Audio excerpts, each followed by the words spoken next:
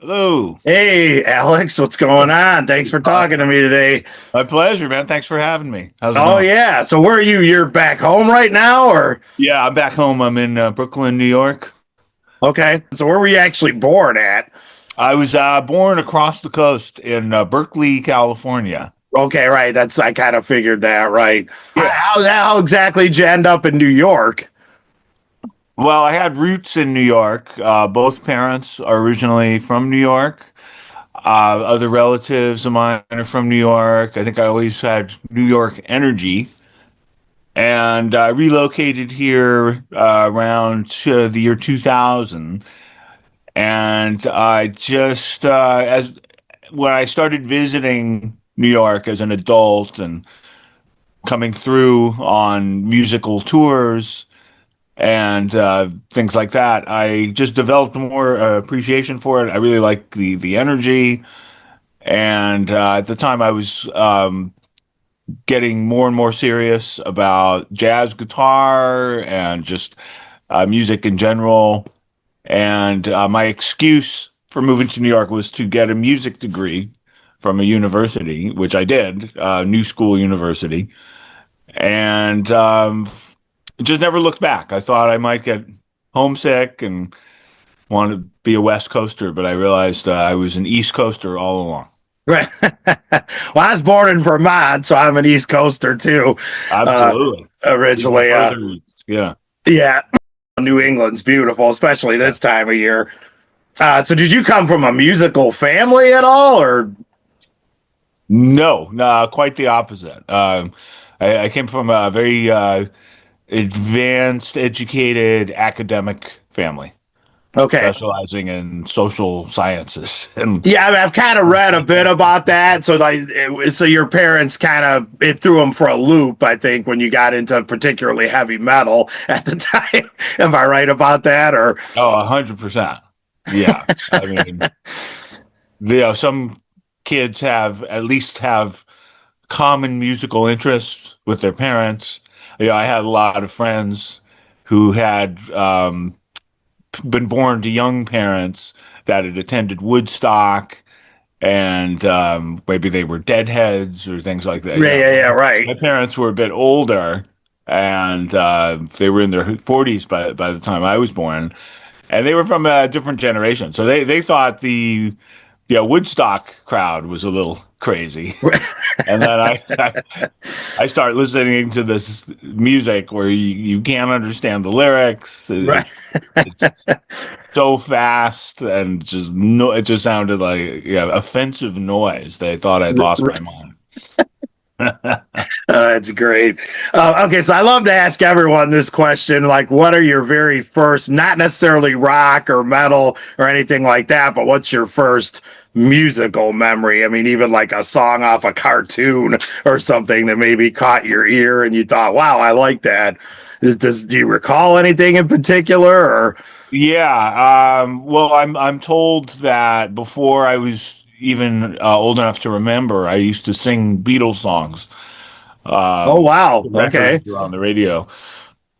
And yeah, the one, there's a few Beatles songs that any kid can understand. Yellow Submarine, All You Need Is Love, Here Comes the Sun. They're beautiful. They're almost children's songs in their simplicity. But again, I was too young to remember. So the earliest I remember being drawn to music was hearing Rock Around the Clock. And in the when I was growing up in the 1970s, there was a big resurgence of the 1950s.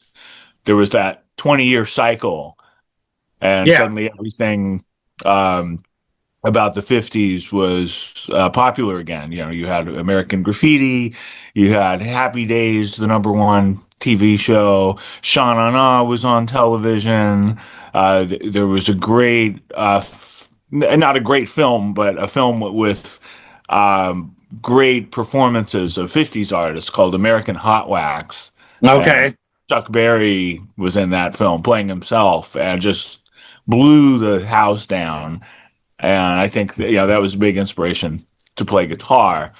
But I think like the early version of Happy Days, yeah, before they had their own theme song, it used to start with "Rock Around the Clock," and I I don't remember. remember. Yes, I know what you're talking Remember about. that Yeah. for one Yeah. season. I think then they didn't want to pay royalties on it, so Right. they had it, Right. a Jingle House, right? The Happy Days theme. So I don't know if that's where I heard it. It might have been at a baseball game. I remember they used to play it at baseball games, but I just remember, just being drawn to that energy. Well, yeah, and what a guitar solo. I think that was one of the first great rock and roll guitar solos in there. Oh, Um, that's a ripping solo. oh, and I know it's To this especially for day. that time, right? Yeah. Um, okay, so then do you remember what was your first when and did you start playing guitar and what was your actually first guitar and do you still have that? Yeah, I don't have my first guitar. I mean, it was a really cheap, a garage sale nylon string guitar, the action too high. Yeah, I really had to work at it for a couple years, and I was never one of these kids that was sort of gifted a Les Paul or by Right. helicopter parents that wanted them to play. And I've known kids like that. Um, so yeah, it really wasn't even worth saving this guitar, but the first real guitar I got was a Les Paul, and at that point. Uh, I had taken a job bagging groceries in a local market and saved up enough. And Les Pauls, they weren't exorbitant like they are now. They were kind of, this is the early 80s. And they're considered dated at this point. Van Halen is out, the Doors Right, are out, yes. all these flashy guitars. It would have been the best time to stock up on Les Pauls. Yeah. Well, I have my first Les Paul standard I got, which was an 85, and I bought it used. I paid $400 for it, and people don't even believe that now. Yeah, that's about It, what I'd paid, which was a lot for a kid, that oh, yeah. saved up money, but total bargain compared to today. And it wasn't the greatest playing Les Paul. I've since found ones that play much better, so I sold that. I kind of wish I had it just for nostalgia, Right. Yeah. but the guy I sold it to still has it. We were kids, and it's like his prized possession. So Oh, wow. I it's actually better off in his hands. Yeah. But as far as early influences, I kind of know I've read you always wave the Eddie Van Halen flag, which we all do. I mean, obviously he was a game changer, but along with Eddie, who were some other early influences that sort of caught your ear? Yeah, well, Eddie was the one that really made me want to be a serious guitar player and musician. Before that, I was really looking at guitar player singers. Chuck Berry, for example. Yeah. Kiss, I liked Ace. May he rest in peace. But I liked Paul too. I wasn't sure what type of. I love the Beatles. I still do. Um, so I was more drawn to this image of the singer guitar player, and then that all changed when I heard Eddie, and then uh, that just made me want to be a lead guitarist. So after Eddie, Randy Rhoads, like discovering him had a big impact, and it's they're at that time period. This is the early to mid '80s. There just seemed to be one great player after another. Right? There's Eddie, then there's Randy, then there's Ingve, Oh, yeah. Yeah. and mixed in is Stevie Ray Vaughan. He becomes the number one player, but coming from a totally different place. Yes. And I started studying with Joe Satriani, who was unknown at that time. But Right. then, while I'm studying, it was amazing just to be in his orbit at that time because suddenly Steve Vai replaces Ingve in the band Alcatraz. It turns out Joe knows this guy. I used to teach him, and then Steve blows up when he joins David Lee Roth. He helps Satriani. Satriani blows up like one after the other. Yeah, like it seemed like every year, yeah, you'd have this cover boy. At the Yeah, time, it was mostly guys. It's great that we have more females getting attention now. But by the time Vi and Satriani blew up, I was more conscious to not try to sound too much like anybody else. So I yeah, never learned much of this. And this was partially from Joe's teaching. Even before he was the guy, he would tell me that, because I was very focused on Ingve when I came to lessons with Joe. And he was okay, very conscious to just say, just you don't want to copy him too much. Yeah, it's great. Learn what you can from him, but there's such a wide variety of other players out there. right. Um, and the best thing is to find your own sound, and that means borrowing from a lot of people and to putting it all together and taking it somewhere else. Well, this is great you're saying this because that was actually one of my questions asking you, studying with Joe, if there was anything. And I know it's always kind of hard after all those lessons to just say one thing or whatever that you learned particularly from him. But if there was anything that really stood out to you from Joe that you got while you were studying with him, but I think you kind of just answered that question. Yeah, well, that definitely stood out. And I remember his exact words. I'm sort of paraphrasing, but it was something to the effect of, there's always that one guy. Right? Yeah. And he said, he mentioned Stevie Ray Vaughan. He mentioned Eddie. I think Vi was just blowing up right then, having joined David Lee Roth. Right. Not even knowing that he would he would be that, one of those guys, Yeah.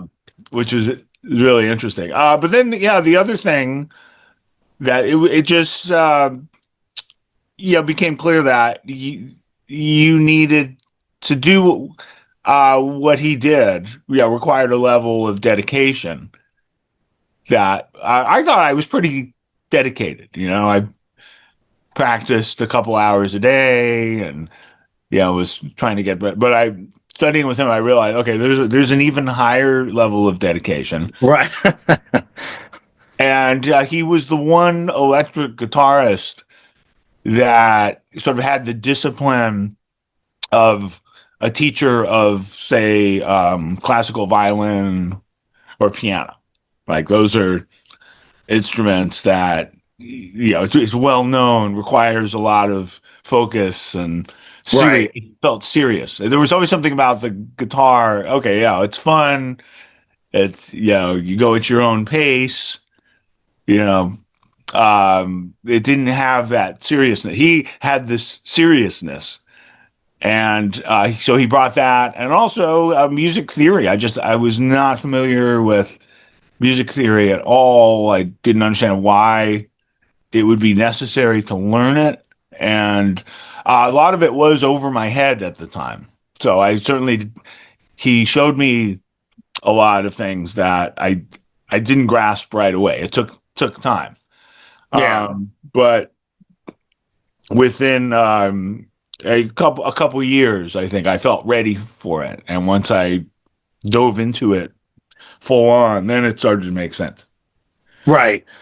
Now, I know I've heard you mention in other interviews that occasionally when you would be going to lessons, you would bump into like Steve Vai and all. And obviously, I'm assuming you knew Kirk in a way because of the whole Bay Area scene out Well, there. I But never did you? bumped into Steve Vai because Joe had taught him back in Long Island. So that was before. Okay, so That maybe was I'm thinking before. Kirk you bumped into then is who I'm thinking of. Yeah. Okay. Kirk, I bumped into once or twice. Larry Lalonde from Primus. Um, I bump into him. He was in a band called Possessed, one of the early death metal bands at that time, Okay, yeah. pre Primus, and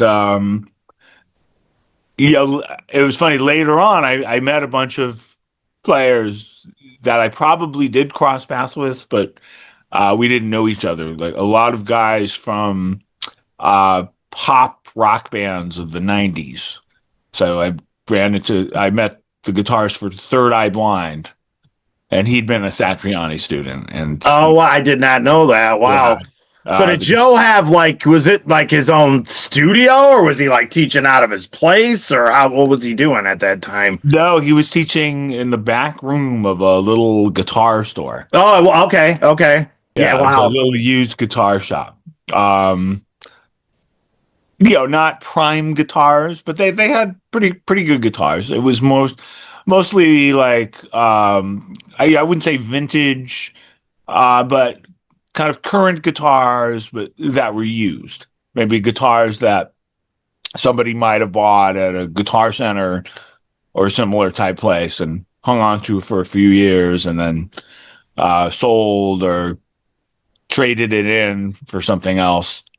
Um, but very small. They probably only a couple dozen or so instruments, Okay, yeah.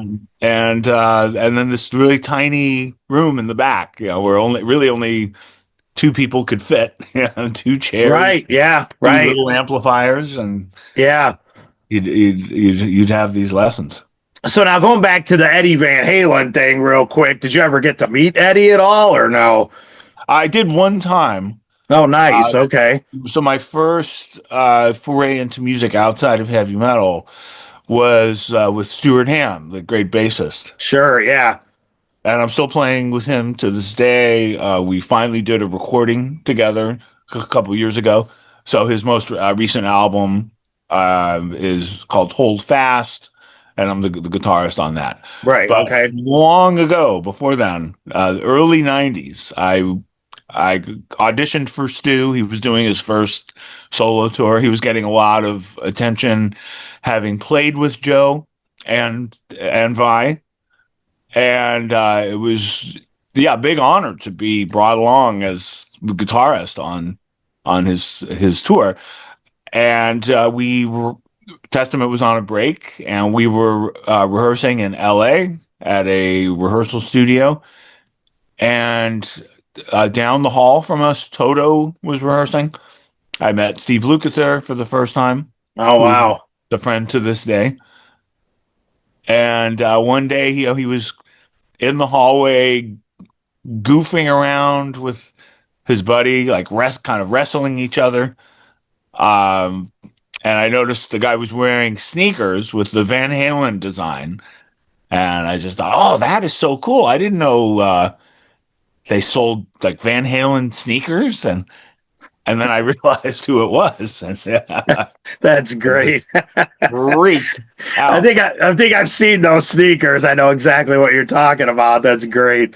Yeah, I mean now I think you can buy them, but I think at this time I'd never seen them, and you certainly didn't have like online web shops at that point, Right. and I don't think it was a merch item at that point. I think somebody had made it for him, or maybe Vans or Yeah. somebody had Right. made it. Yeah, I wouldn't describe it as a meaningful conversation, but I got to exchange a few words.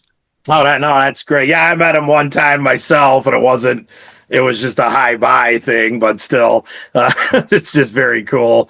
Yeah, absolutely. I mean, I can imagine it.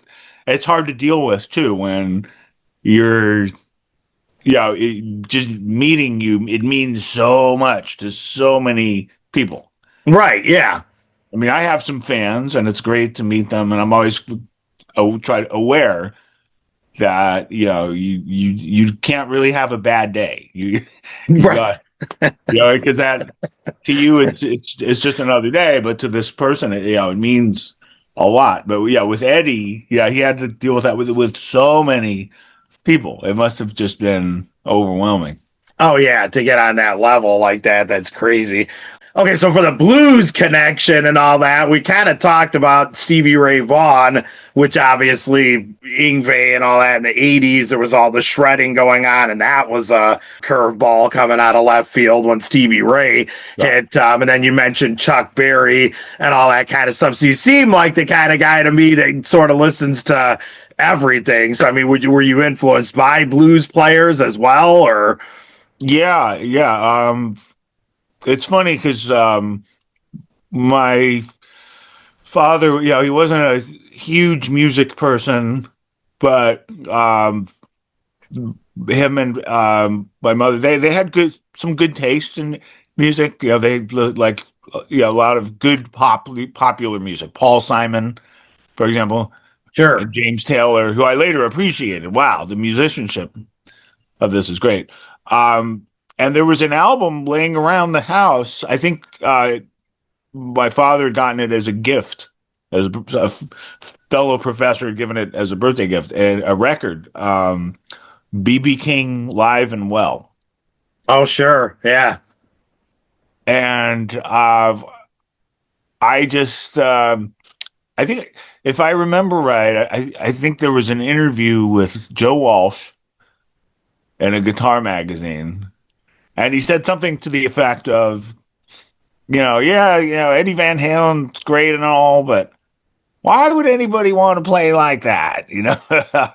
BB King could blow him away with one note. I think Joe might have been drinking at the time, but that's but still, it got my curiosity. BB King could blow him away on with one note, and so I went and I put on this record, and yeah, it's pretty like life changing. Yeah. There were actually two BB King records. There was another one live at Cook County Jail. Oh, sure. Yeah. Um, yeah, and I ended up spending as much time with those records as I was spending with Van Halen records because even though there were a lot less notes, wasn't easy to do to just take a note and just bend it and just attack it that way and just have it sound good. So Yeah. you know that was a big education. Yeah, it taught me that okay, even if you're not doing the most hyper technical licks on the level of some of these great technicians that I was listening to, like Van Halen and Malmsteen, you can still say a lot on your instrument.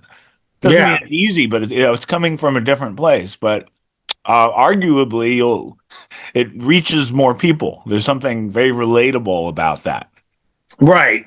Well, that's great hearing that coming from a player like yourself. I mean, when I was a kid, I spent summers with BB. I was out on the road. He let me follow him around Oh, and that's so stuff, cool. which was, yeah, it was awesome. And he would love to hear that story. But one of the things he always talked about was when they would do shows with jazz players, he always felt that the blues guys on the same bill as those guys would get kind of looked down upon a little bit, and that was exactly what it was because of their technical either knowledge or Right. proficiency, whatever however you want to word it, but which obviously jazz is miles ahead of blues in a technical form, but that's ultimately where it came from was the blues, as you know. So that's Absolutely. great to hear you, a player like yourself, say that.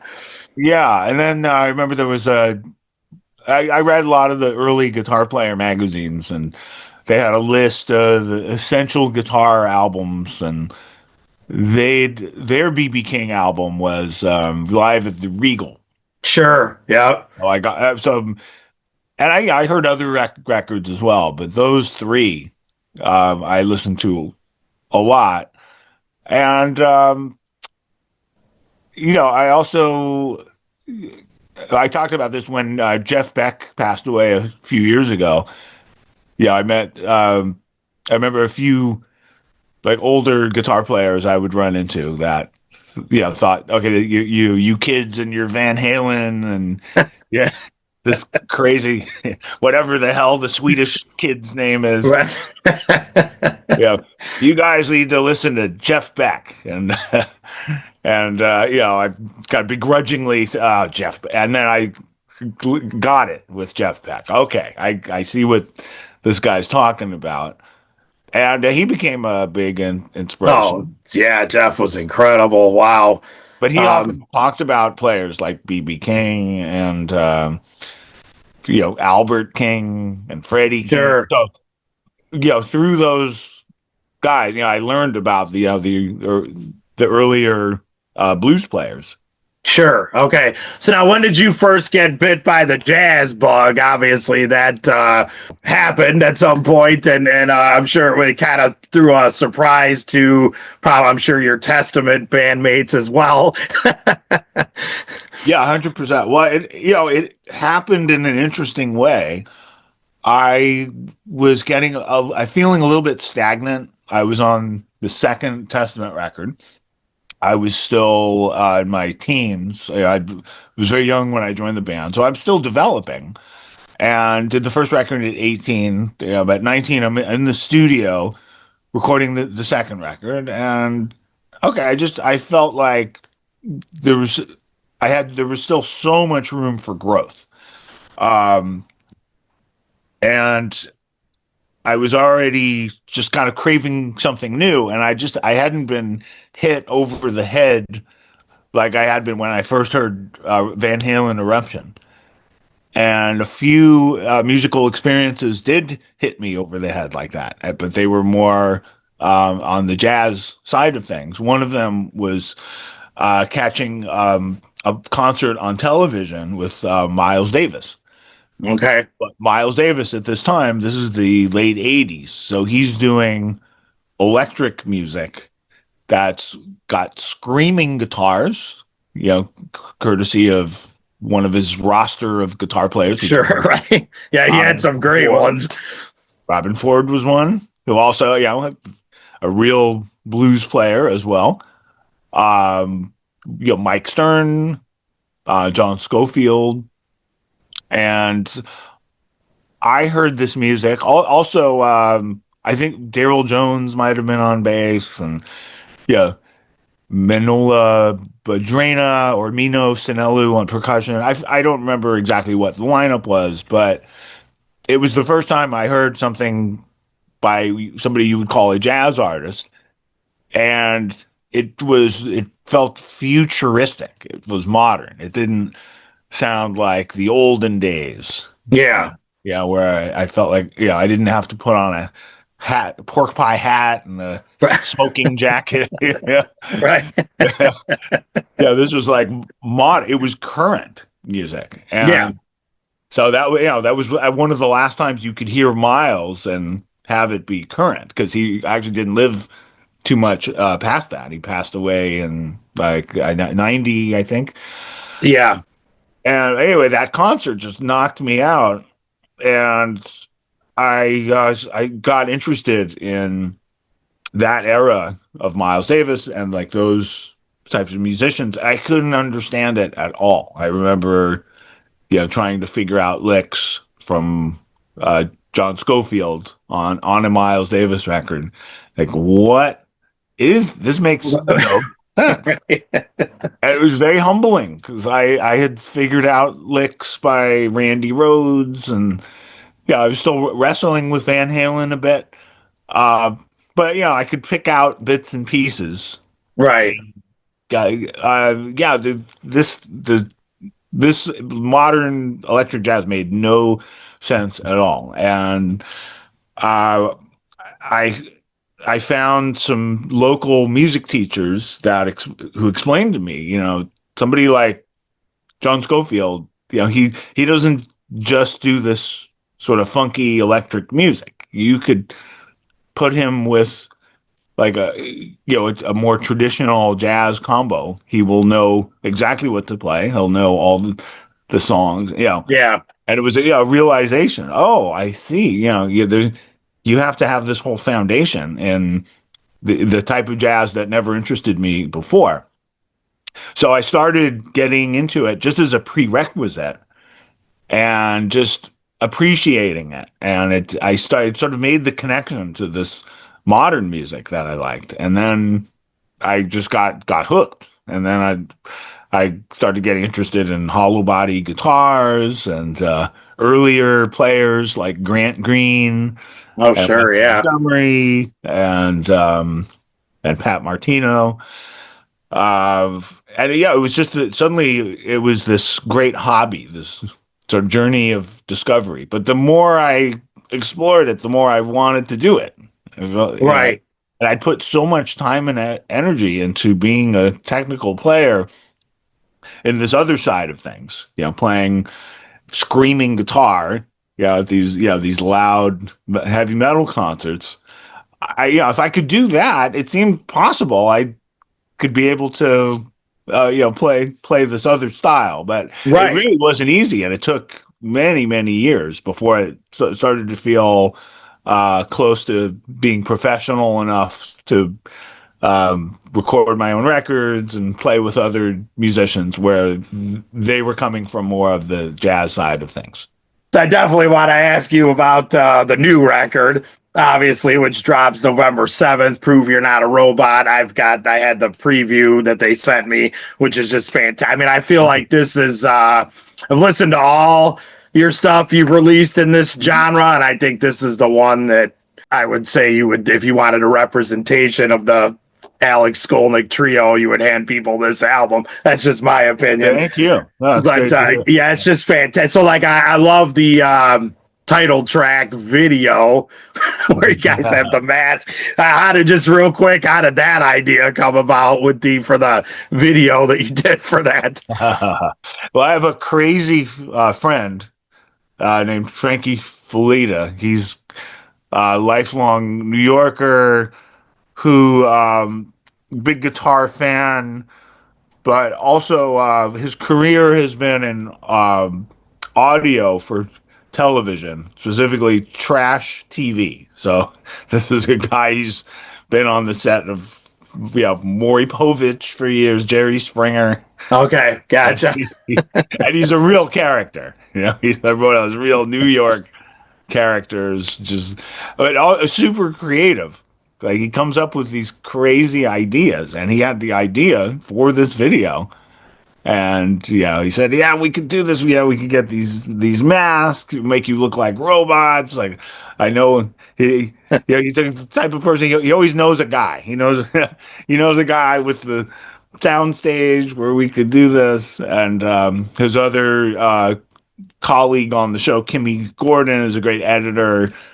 So they offered to do this as the team, and we also know Carl Robot Man, he was Robot Man on the Dave Chappelle show. Okay, And okay, he makes a gotcha. cameo in the video, Yep. and we shot the video the same day as the band photo session. And my great friend Randy Blythe, he's the singer from the metal band Lamb of God. He's also a master photographer, and he got me into photography. So I shot the image on the front cover of the record, and I wanted band photos that would go along with that, but I can't shoot the band photos if I'm in the band. So Right. I asked him to recommend a photographer in New York. He offered to fly up and spend the day. It was so nice. So as long as we were shooting the video the same day, we put him in the video. So he's in the video. He's the guy that can't. He's locked out of his Gotcha. Okay, computer right. and has to prove he's not a robot. We've all been through that. Yeah. So people relate to it. They relate to the video. They relate to the title. The title just says it all. So it's a topic that's very relatable and it's very true, but kind of funny at the same time. So yeah, we had some fun with it. Well, this is perfect. Your perfect segue because I was going to ask you about how you came about with the title and whatnot. And like you said, we've all experienced that exact online moment of proving you're not a robot. But we go through that often. And the more dependent we get on technology and specifically computer technology, the more often this happens. Oh We're yeah, dependent on that, not just for our email accounts and our social media, which is our connection to our friends, but also everything is becoming online now. If you want to book your plane ticket, if you want your Yeah. medicine, your Yeah. insurance, and you often go through this ritual of proving you're human. Yeah, one day I just thought this is so strange that we all go through this several times a week, if not more. Right. Prove you're a human, prove you're not a robot, and it just struck me as so funny and also just so relatable to real life, because there are people who in unintentionally act like robots because Yes. of going along with the crowd in a way is robot like, not Yeah. thinking for yourself. Sure. So I was talking about some of the tracks on the Infinite Hotel is a standout that just sounds insane, and I mean that in the greatest way. So when you sit down to write some of this stuff, it's probably hard to actually put that into words how you write. I mean, I know it is to express what you're thinking when you first sit down, but if you are able to do that at all, I'd love to hear about it. Yeah, well, prove you're not sorry. Infinite Hotel started as a lot of my ideas start is just uh, not planning to write a song. I almost never write a song if I plan it. Um, it happens at the strangest times. Very often, I own a bunch of guitars. There's a few behind me now. Yeah. I try to rotate them. I try to pick up a different one each day. Is it in tune? All right, let's tune it up. Did the strings need change? Whatever, and then you Right. put the guitar together. You start playing a little bit. Every now and then you just find yourself playing something. Oh, that's kind of interesting. What is that? And yeah, I think that idea, the main part of the song, came about when I was just sort of tuning up a guitar and uh, came up with the little bass. There's a bass line, Right. and I thought, oh yeah, it would be so cool to have chords over that. So maybe the bass will do that, and the chord will happen on top of it. And just as a quick reference, I started playing the bass line on the guitar and seeing if I could throw in a chord while the bass line plays, just to hear it before I started doing it with a recorder. Yeah. Actually, I if I did this chord. Why couldn't I do this? And then it became this two-part thing where I'm doing a bass line and the chords, and the Yeah. bass joins me. And that part's a little bit inspired by Van Halen because there's, I could totally hear that. the Van Halen boogie woogie songs they swing so hard. I mean, I would put that up with, real swing music. Yeah, they had such a sense of timing. It was amazing. I mean, if you hear them, um, the early examples, like I'm the One is an example, but Hot for Teachers, a later one. That was the one I was thinking of. Absolutely. Yes. But they also had, Big Bad Bill, which, was this old Sure. timey song with Van Halen Senior on the I was clarinet. going to say he brought his dad in to play on that, which yes, I remember that. That was on Yeah, Diver Down. I think that album it that was was Diver on. Down. Yeah, Yeah. and they had the swing on that too. So Oh yeah. I wanted that type of swing on the main part of the tune, but then in the middle, just to open it up and really there, I'm thinking, Schofield with Dave Holland and Jack DeJohnette. May he rest in peace. Yeah. So now something like, which obviously is a standout on the album, is the cover of Breakdown. Uh, Wow. I mean, how do you go about picking, or do you sort of stumble upon that, or maybe you hear the tune? We all hear breakdown probably several times a week, because it's just one of those classic rock tunes. But like, is that kind of how that came about? You heard it and you're like, wow, I could do something with this, or Yeah, well, it had been a couple records since we did a rock arrangement. When we did our debut album as the trio, about 20 years ago now, which a little more than that. wow. Uh, it actually did much better than I thought. I had low expectations. I thought I was just getting my toe, dipping my toe, getting my feet wet, um, doing this. I thought it's going to take a few albums before any jazz magazines acknowledge me based on my background, and it actually got a lot of attention. No, apparently nobody had done anything quite like that. It was all tunes from my rock metal side, but arranged for a jazz guitar Right, trio. right. Yeah. Songs by Scorpions, Aerosmith, Yeah. Kiss, Ozzy, and stuff like that. So it was a great thing because it established an identity. It was something new. It helped get a lot of attention, but Yeah. it became a little bit of a burden at some point because it really started to define the project. And Oh, I I really, gotcha. Right. Okay. yeah, so by like the 2010s, I really I just felt like I'd grown as a composer. I can compose a whole album's worth of original music. And yeah, that's what I want to do. I'll still do some of these arrangements live, but basically going forward, I decided, okay, we're an original band. Well, this record, I thought, okay, maybe we could bring back a rock arrangement, Right. but not from the heavy metal world. And I thought the doing a song by Tom Petty made a lot of sense for that reason, and also to pay tribute to him because he's somebody we lost Sure. within the last 10 years.